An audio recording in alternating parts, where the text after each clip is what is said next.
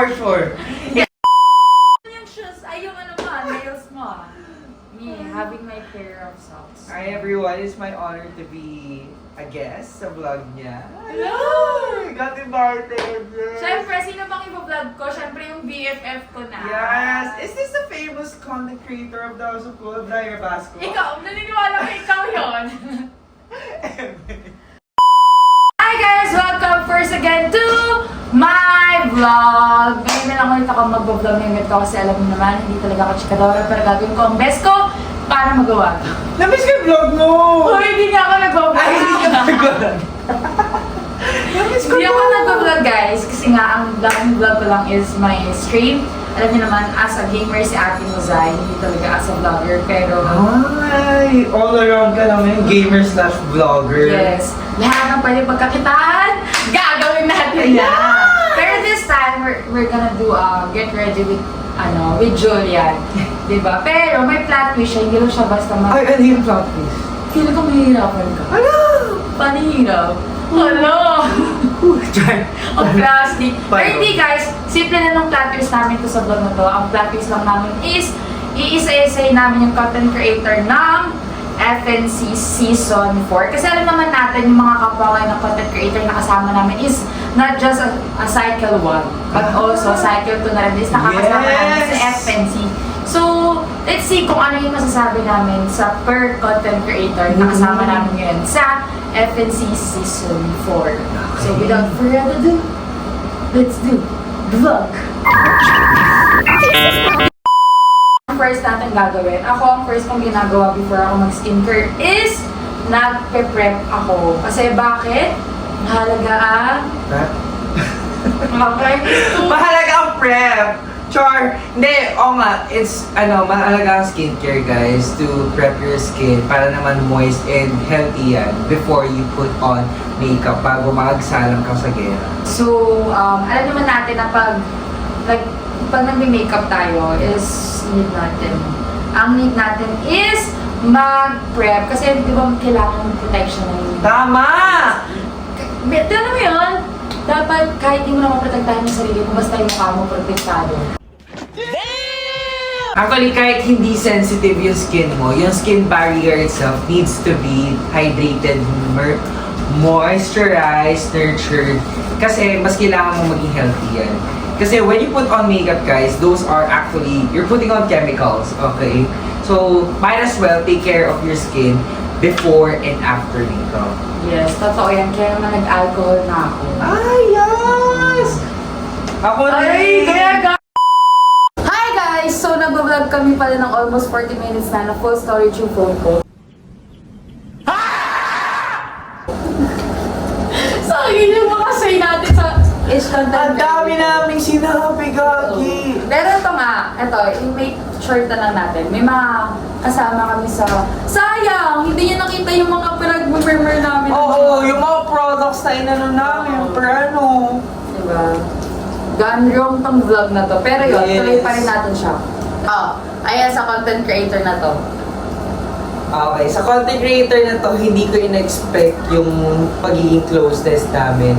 Kasi at first, sabi sa akin ito, siya yung tipo ng content creator na hindi napipikon. Pero nung nakilala niya ako sa buhay niya, hindi naman daw siya napipikon, pero bigla siyang naiinis. Yun yung nararamdaman niya. Pero kudos sa'yo kasi grabe yung clinginess natin sa isa't isa. Parang siya kalaman ng content mo. Kasi it just goes to show na comfy siya sa akin at hindi siya nanditirin. Yun lang yung masasabi. Sa akin naman, ito yung content creator na feel ko lagi akong may galit kahit wala siyang ginagawa sa akin. Before yet or until now? Until now. Ganon. Ayun mo, nagagalit ako. Like, kahit wala siyang nasanay na yung katawan ko na kahit wala siyang ginagawa, galit ako sa kanya.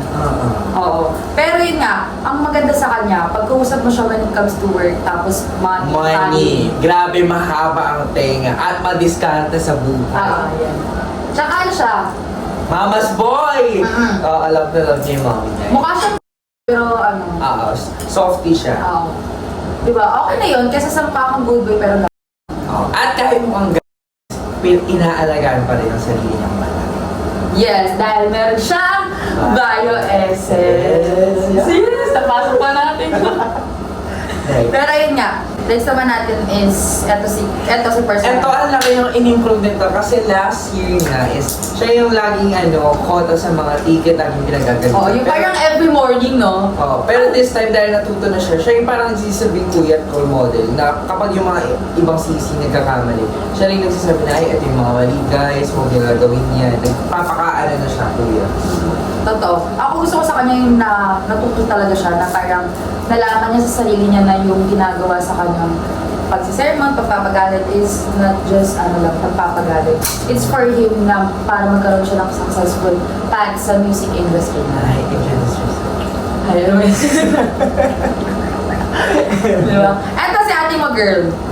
Ito, siya yung nagturo sa akin kung paano intindihin ang isang ugali ng tao. Kasi may mga tao pala tayo makikilala sa buhay natin na hindi natin in-expect na mahirap intindihin yung ugali nila. Pero once na maintindihan mo, alam mo na kung paano sila pakikisama. Ako naman, gets ko na yung gawin niya, pero yun nga, lagi ko pa rin sa kanya sinasabi na dapat ikaw mismo sa sarili mo, marunong ka mag-adjust when it comes to other people. Kasi pag umalis ka once sa isang bahay na bahay mo or bahay mo, is pupunta ka sa ibang bahay na para makikisama ka. Dapat mismo ikaw, makakaramdam ka na kailangan mo mag-adjust, hindi yung mga taong pupuntahan mo yung mag-a-adjust. Naging kaibigan mo na ba itong tao na ito? Oh. Pero before enemies kayo, kinumpronta ka niya, say it straight to my face. Kaya sinabi ko, ayusin mo yung pag-uugaling mo. Ay, Nice. Ito naman, sa person na to, ang annoying ng ugali nito kasi kapag ibang tao nagkakamali, okay, pupunahin. Pero pag siya nagkamali, okay naman, nire-recognize yung sarili niyang pagkakamali. Pero It's just parang that tinotolerate niya sarili niya. Ganun. Ano lang. ganun. Ako naman ang problema ko sa kanya minsan. Lagi sa kanya sinasabi, sabi niya, pag sabi siya ganyan, kahit anong sabi ko sa taong to, hindi niya pa rin naman sinusunod. Kaya ang sabi ko na lang sa kanya, ang advice ko sa kanya, kahit anong pagbabawal, pagpapagalit, pagpapaaral sa'yo, or binibigyan ka ng lesson or aral advice, nasa sarili mo pa rin kung anong dapat mong gawin. Tama. Kasi, wala namang ibang tutulong sa sarili natin kundi tayo lang din. Tama. Ito sa person na to, feeling ko, ito yung sinabi natin kanina na, kudos talaga tayo sa ugali. Kudos pa ugali niya kasi the moment na that person entered FNC, hanggang ngayon, marunong siya makisama. Kaya lang, It's just that, pag pag-ibig talagang ang tumira sa'yo. titirahin ka rin po. Hindi, mag-iiba rin naman talaga. Pero yun nga, when it comes naman sa pakikisama, pagdating sa trabaho, Solid, solid siya. sobrang mature din na itong tao. Yun lang naman masasabi ko. Pero yun nga, forward na tayo dito sa person na to. Yung person naman na to, ang gusto ko sa kanya is parang unbothered siya when it comes sa work ethics niya. It's just that when it comes sa parang pag-open up, kapag parang casual conversation, pag turn niya na, okay, parang iti-take over niya na, sasapawin niya na lahat. Yun nga. Pero hindi siya parang hindi na siya nag-give chance for other people to open up. Na parang siya na yung leader sa lahat. Yes. Pero yun nga, sa kanya naman, unexpected din na nagiging close ko siya. Lalo na last season ng FNC. Yun na. Pero, mahirap basahin yung ugali niya. Pero okay naman siya pagkasama mo, pag nakilala mo. Ano ba yung cursive? Parang oo, sobrang cursive pa sa cursive na parang hindi mo nababasa. Parang, aray ko, sakit ng mata ko. Parang pirma ng doktor. May nakikitang mali. Parang pirma ng doktor. Oo, ganun. Sakit. Next naman, itong content creator na to, nakikita ko na yung niya, parang pagiging transparent niya. Kasi nung time na nasa at home siya, parang ang lagi niyang bukang bibig. Kami nag-interview sa kanya nung After Dark. Tinatanong ko, sino yung mga kiniinisan mong content creator? Sino yung parang hindi mo naka-vibes? Laging placing yung sagot niya na parang, oo, lahat naka-vibes. Alam mo saan siya nag-start na maging open? Na parang, hindi, alam mo saan naging part? Nung nag-start yung Sinetch 18. Sa bagay, oo. Doon siya naging na parang ganito si ganyan, ganito sa ganyan. Mas okay ngayon ganun kasi parang healthy natututo ka na kung paano mo ipapakita sa isang tao or sa isang bagay na hindi ka okay. Hindi mo gusto yung action, hindi mo gusto yung attitude, then say it straight to that person's face. Ganun. Tapos, ako naman sa kanya, before ayaw ko nga siya kasi may pagkasinungaling siya before na parang, Sino not totally hindi naman pala sinungaling, parang lang, he always make a reason out. Sino nga? Siya. Nung una, kasi syempre siguro ako siya mapagalitan. Ganyan. Pero siya, okay naman na siya sa akin ngayon. Not totally okay, pero okay siya. It's ba? 50-50 lang. Ganun. Balance lang. As ito naman sa person na to, yung next person naman eh, ito yung sinasabi natin kanina, kudos din talaga tayo. Pagdating sa work, napaka-objective, pero pag biruan, masarap kasi nakakahawa yung tawa niya. Totoo, yung tipong hindi ka naman natatawa pero matatawa kasi yung tawa niya, grabe. Ayok. Parang chipmunk yung tawa niya. Oo, ganun. Tapos, ang akin naman ang gusto ko sa kanya, pag trabaho. Trabaho. Tsaka alam niya kung paano ilulugar, ganun. Tsaka pasensyado siyang tao. Ako kasi hindi eh. Na parang, siya kahit alam niya mali, parang pagbibigyan niya pa, pagbibigyan ng action na gato, ay hindi, baka ganito na ganyan. Eh ako kasi pag ganun, walang other chance, magsusumbong ako agad. Si ganito, ganyan. Kasi para ma-advise agad na mali yung ginagawa ng tao. Para pag inulit mo yung pagkakamali mo, hindi na namin problema yun. Ibig sabihin, meron ka ng habit na gawin talaga yung mga mali ba. Pero watch out guys kasi magkakaroon na po ng Fairfax Gaming, magaling to mag-horror. Totoo! So stay tuned kasi mali nyo, kayo na ang next gamer ng Fairfax. Nagpa-audition! Ito naman, kudos din sa tao na to kasi nung nasa FNC ako, nasa season 4, eto, may idea. Laki na double check ko. Why are you running?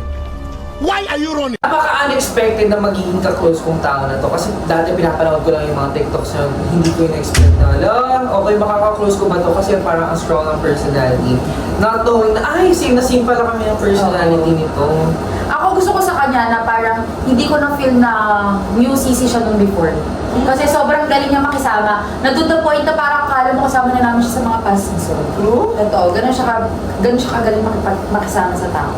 Next. Ito yung tipo ng tao na ayokong pag-usap. Ako naman, ang say ko sa tao na to, gustong-gusto ko siya pagka parang nag-reset. Yung tipong paggising mo ng umaga, parang bagong bukas siya na robot, malambing siya. Pero pag nag-overuse siya, doon ako naiinis sa kanya. Kasi meron siyang bad attitude na kapag sinabayan siya ng ibang content creators, nag-iiba siya, nagsiship yung ugali niya, yun. Which is hindi niya kaya pangatawanan. Ngayon, kapag hindi niya na kaya pangatawanan, doon ako nananahimik kasi at the same time, nakakaawa kapag binubuli siya. Lagi siyang binubully, di ba? Ng mga kabuli-buli rin na tao.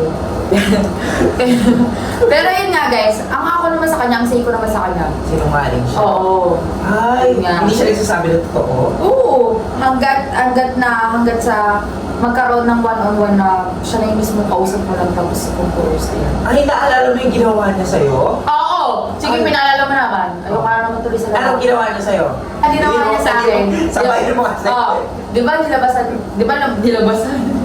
Lumabas! Nilabasan? Lumabas! Ang alin? Lumabas kami sa pinto kasi nga may pa-challenge ang camping pala natin.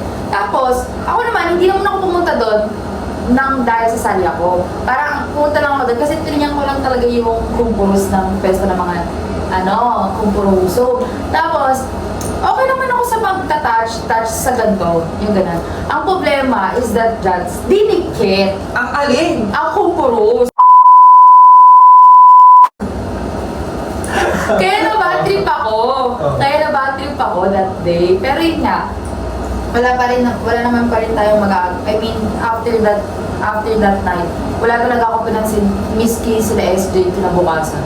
Kasi ayoko sa lalaki. Sinungaling ba? Sinungaling ba? Ha? Isa ba siya sa sinungaling? Oo. Nasabi mo na ba sa kanya sinungaling siya? Oo! Ano sabi niya? Sabi ko nga sa kanya, alam mo, ikaw, hindi mo kailangan magsinungaling or gumaya ng ibang kapwa mo content creator. Anong sabi niya nung sinabi mo sinungaling siya? Siyempre nag-reason out pa rin siya. Na hindi kasi natin okay naman, we have pa rin naman, consideration pag valid talaga yun. Pero pag ako kasi, once na mali mo na talaga yun. So lipat naman na tayo, masyado na siyang nagbibigyan ng exposure dito. Diba? Kaya na naman na tayo. Okay na hindi. Ako okay na hindi, yun na yun. Oo. Okay na hindi ako sa kanya. Hirap yung basahin din. Tapos ito naman kay Next, ang akin, una kala ko maldita siya. Ay, baby girl. Pero nung nagulat ako nung nakasama ko lang, napaka baby girl. Baby girl nga, oo. Ganun. Siya yung mapagbigay din pala siyang tao. Actually, napaka-generous niya. Hindi siya maano sa blessings. Gusto niya meron na. Ganoon. Oh, hindi, masarap siya kasama. Oo. Kasi ito naman sa Nice Skin Team Parocos. Mahilig talaga siya mag-jump to in conclusion. Ang pangit niya mag-content. Ang pangit ng content niya. Kahit na feeling classy siya.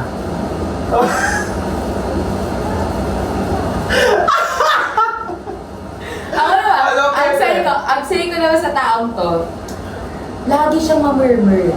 Ay, brother. Maganon, mabunganga. Ayaw mo na mabunga. Gusto ko pag nagbunganga ka, may katotohanan, hindi puro gawa-gawa. So, ibig sabihin, kasinungalingan lahat ng lumalabas ang bunga. Oo! Sabi nga nila, di ba, nung nagharap-harapan, ko po siya kasi sinungaling po siya.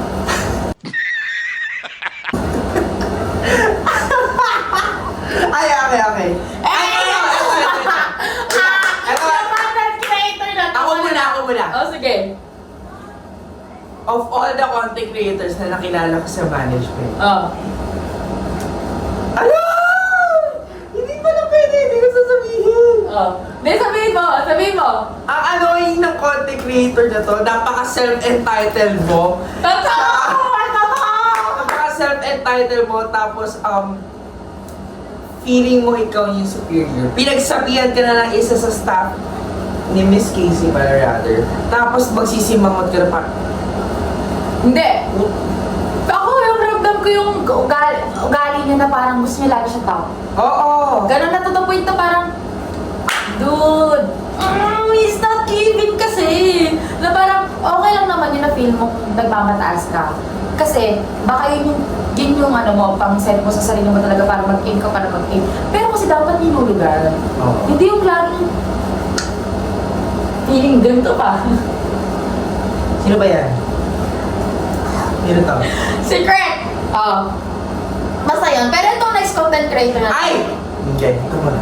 Itong content creator na next ito, unexpected na naging close ko siya. Magkaiba tayo. Tapos. Bakit? Ayaw mo siya? Ay, Ayaw mo siya? Hindi, gusto ko siya at first. Pero nagbago yung paningin ko sa kanya. Why? Bukod sa... Mabait siya eh. Marunong ka pakisamahan eh. Pero nung nakita ko yung side niya na yun, na-weirdohan na ako sa Ano yun? Kasi, of all the people na pwede mong ganunan, ako talaga.